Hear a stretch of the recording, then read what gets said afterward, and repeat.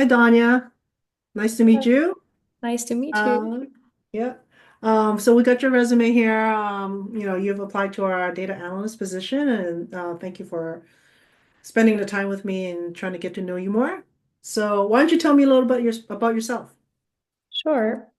Well, thank you for inviting me here. My journey into data analysis started during my undergrad studies in finance, where I developed my strong foundation in quantitative analysis and problem solving. I first applied those skills in my family business, which was in jewelry industry, and I led the transition from traditional in-person sales to digital marketing.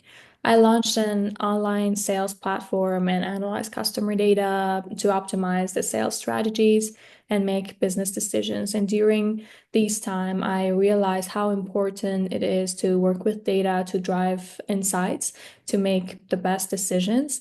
And I decided to pursue my master's in business analytics at USC. And during my master's, I could develop more in my technical skills such as tools such as Python, SQL, Tableau, Power BI, and develop my skills in Excel for sure. And during my internship at Plug and Play, I worked on marketing, analytics, and website optimization, and I could further reinforce my skills. And I'm so excited to be here and to be a part of your team. Okay, great. So you mentioned it was like a family business, jewelry business that you took from traditional and then online. So would Mhm. you say you were probably one of the youngest member of the sales team or the company? And was that a challenge for you? Yes, definitely it was.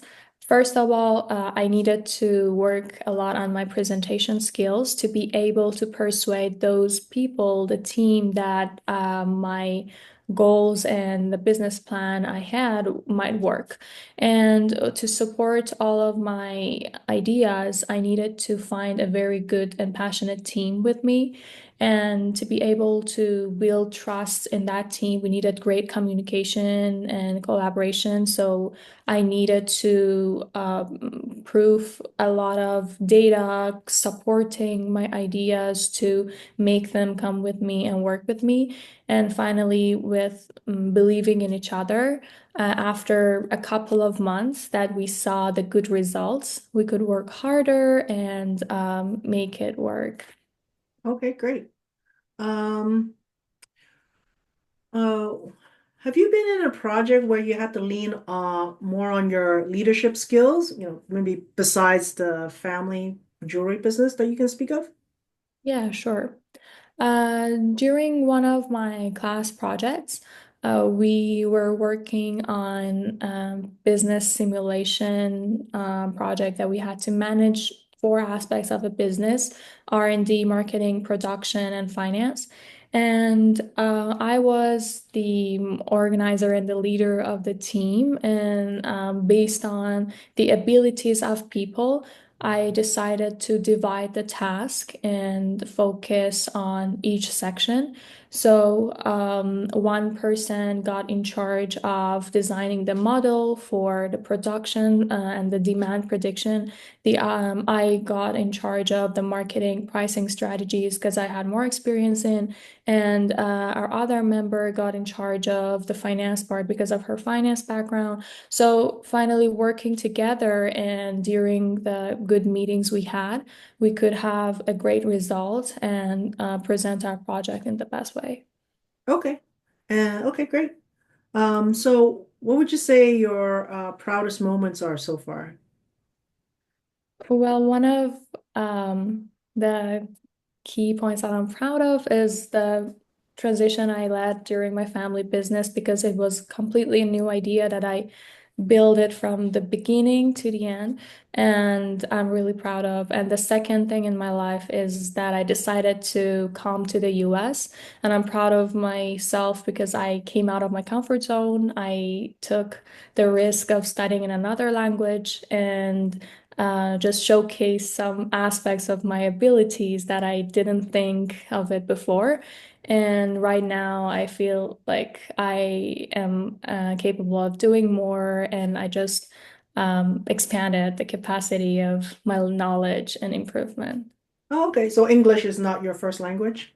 No, it's not. So you're studying it in your second language. Wow, Yeah. that's pretty amazing. Okay. Um, have you worked in a project with several groups of several people that, you know, you had a difference of opinions on the path forward? And if so, how did you guys navigate around that? Yeah, sure.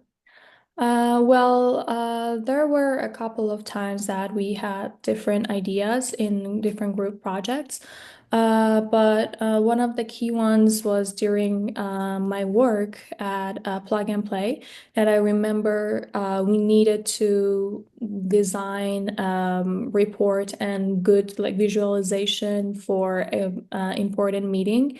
And three of the team members, we were working together and we had some different ideas, different approaches on how we can showcase all the visualization, the metrics we want to choose to talk about. So, in order to fix that problem, we decided to make different slides deck. Each of us, we took one day to work on our ideas, and then we presented to three of us. So after presenting and recording ourselves and watching it again, analyzing all the three presentation together, we realized some of the points were overlapping and there were some different viewpoints in each presentation. So we could combine all of those different points and pick the best metrics, the best visualization, the best charts that made the presentation the best way.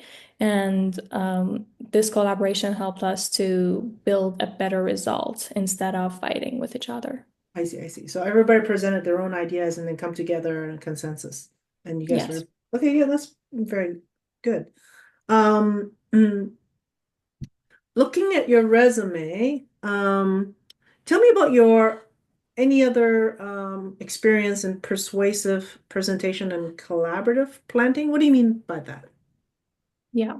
By persuasive, I mean that you need to try to convince people that they should trust in you and what you're saying is going to help their business. And usually, I did this a lot in my work experience because every time I needed to talk to the owners of the business and we need to manage all the investments and how the budget. So I needed to prove that the budget that they are investing is gonna result in a better revenue and it's going to develop their brand. So I needed to work harder and collaborate with my team to provide a lot of good results and analyze the trends we had in the past couple of months to show them that and persuade them it is worth it to put this budget in this branding and digital marketing. Okay. Um, suppose you are an employee and your manager and you disagrees on the analysis of a project. How would you approach that situation? Well, I think in that situation, I would try my best to listen to the manager and understand what is the exact point that he or she is not satisfied with. And I start asking questions of what is their ideal analysis. And I would ask for feedback on what I've done and try to put all of the words together and all of my work together and compare how I can improve my work to satisfy their needs.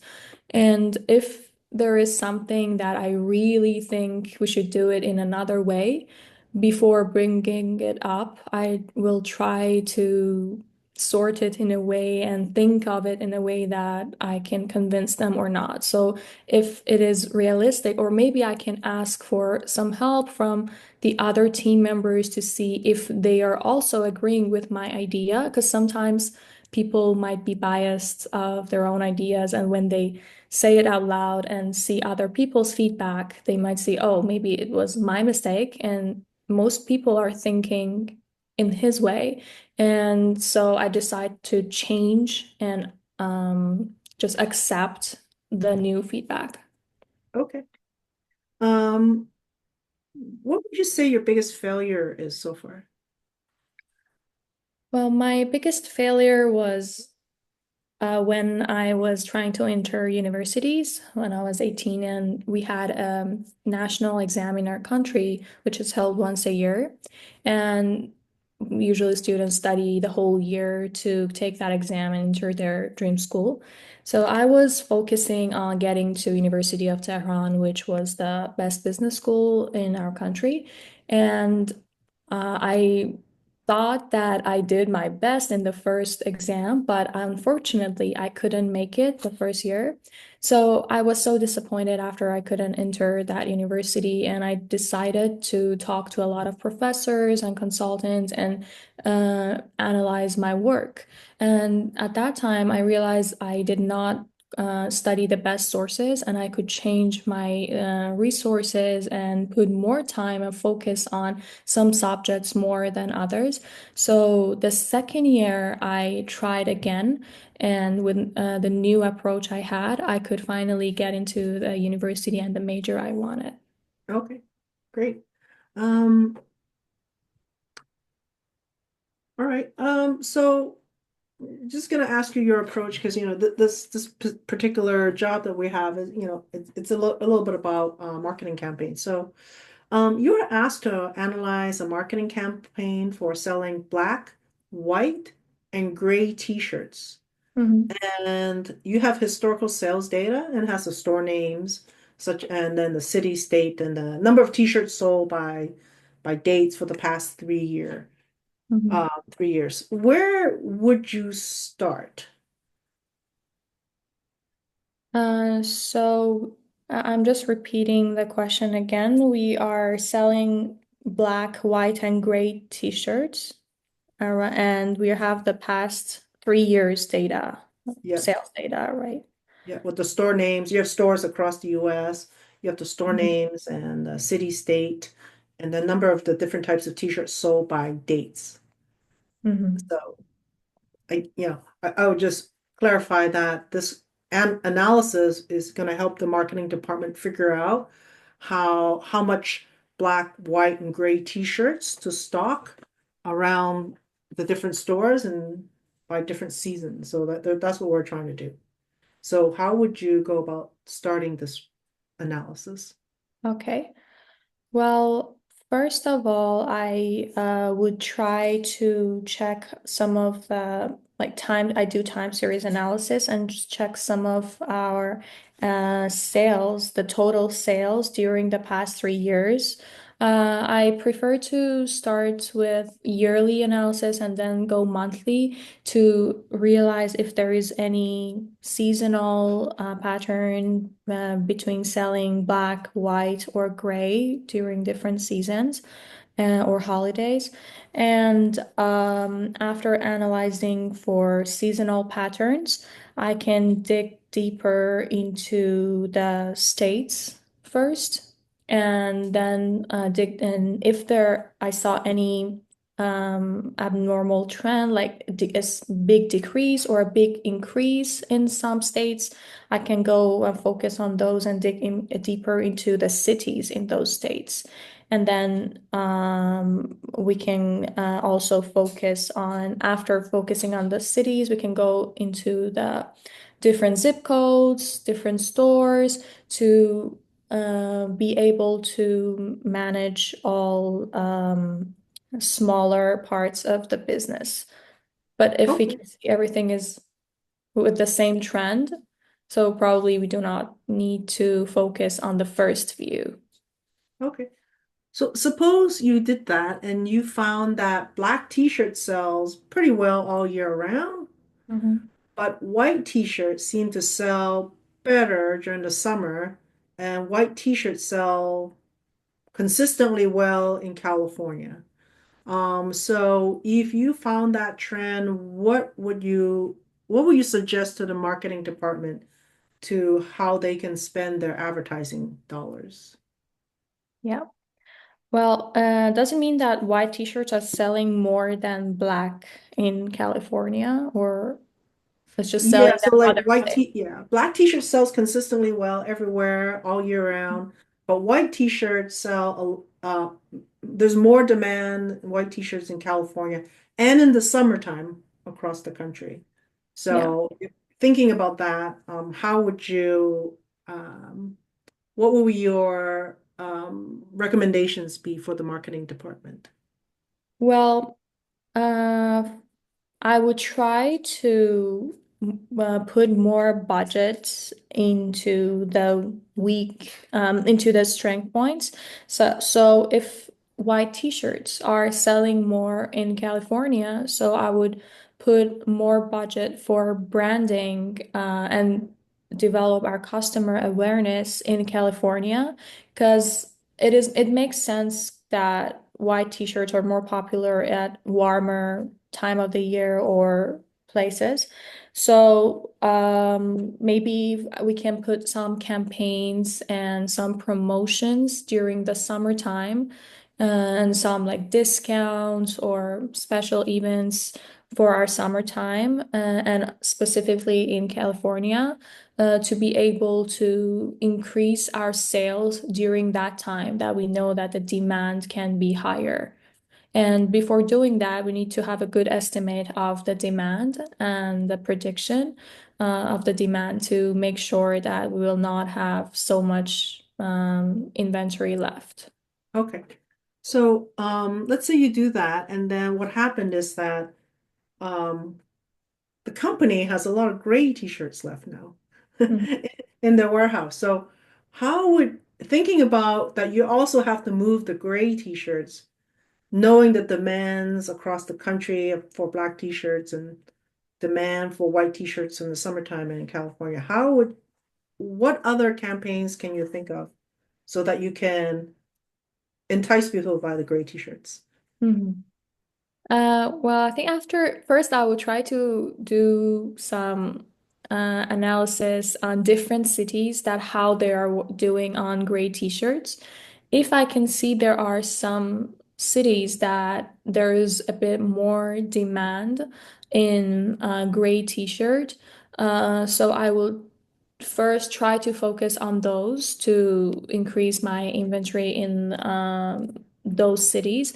And if there are some cities that are satisfied with the black t-shirt and black t-shirt is selling well, but white is not selling well in those cities. So I think maybe there is opportunity to promote gray ones in like colder cities instead of white, because white is already selling well in California and warmer seasons. So at the like winter, I can promote gray t-shirts in like colder areas and put some advertisements or use and collaborate with some influencers or models for billboards or I don't know, like social media advertisement to be able to sell our gray t-shirts as well.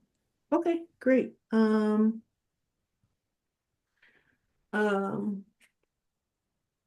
Another, sometimes we don't know why marketing department will ask you these things, but they will. And there's no right or wrong answer, but just trying to wonder how you would go about thinking about the prompts. So, they want to know how many rubber duckies are being sold in the US every year. So how would you go about estimating that? Okay, interesting. Can I have a minute to? Sure.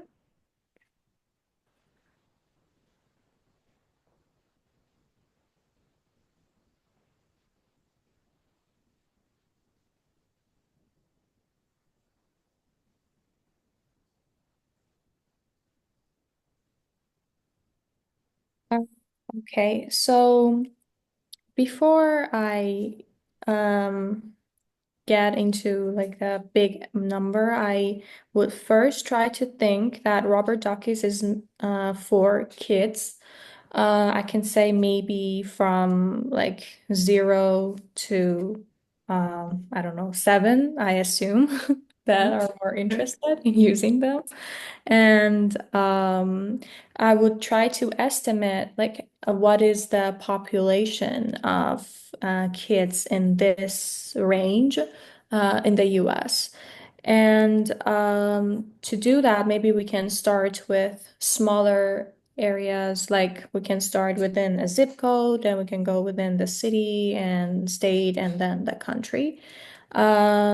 So to check the number of kids, maybe we can go and see how many like schools and kindergartens we have in each like zip within a zip code and how many students are enrolled there.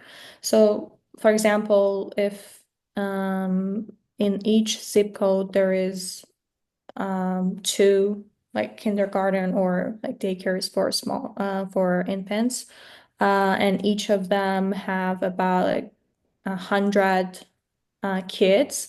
So it can be 200 in each zip code. And then we need to calculate like how many zip code each city has. I'm not sure about the exact number of that. For example, in California, I have no idea how many zip codes we have. But if I assume like there are 100 and we have like 200 kids in each zip code, so it's gonna be 20,000 in each city.